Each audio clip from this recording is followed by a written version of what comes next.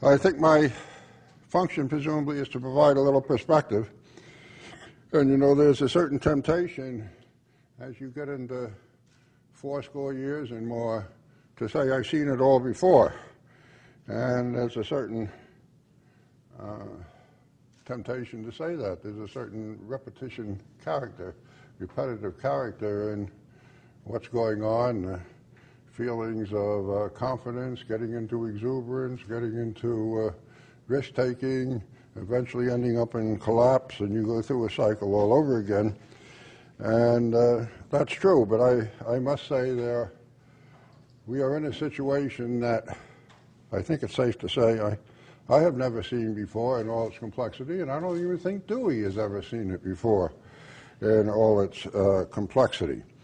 What is unique about it? I thought those words that Hans read were remarkably prescient. I don't know if you just made them up, but there's several things that I think make this unique. One is I do think this financial crisis and now economic crisis grew out of some very serious and prolonged imbalances in the international economy that you're all familiar with, this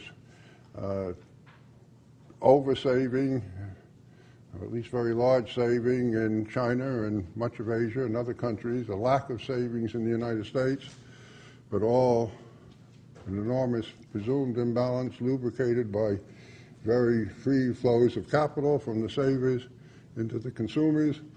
But it was a very unsustainable pattern that persisted long enough to create extremes in financial markets that have contributed to and complicated this adjustment.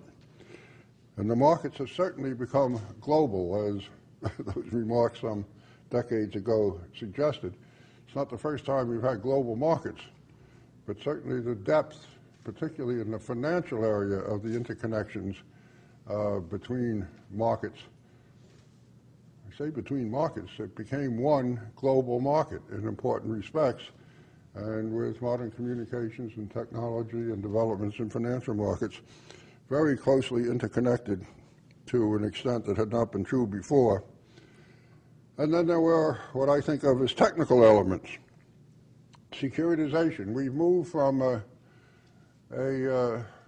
economic system, a financial system in this country, which remains at the center of things, where 20, 30 years ago, banks were still dominant. They accounted for 60% or more of credit creation, to a situation where the banks have gone from 60% or more to 20 to 30%.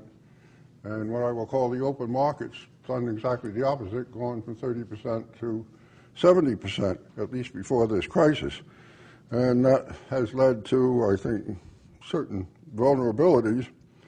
You have the development of securitization, subprime mortgages, subprime, a lot of other lending, I'm afraid, credit default swaps that were not heard of back in 1989 became prominent in this particular situation. In other words, enormous complications gave rise to, in a situation that facilitated contagion, not just within the United States, but around the world. And when one talks about unique circumstances, I have never seen, none of us has ever seen, a decline in economic activity at the rate of speed that happened after last September in this country. And what made it really unique, it was not just in this country, but within a few weeks or months, it became an almost worldwide phenomenon, so that the whole industrialized world is in recession. And in fact, we will have a decline in economic activity. We are having a decline in economic activity in the whole world that's been unprecedented, at least since the 1930s.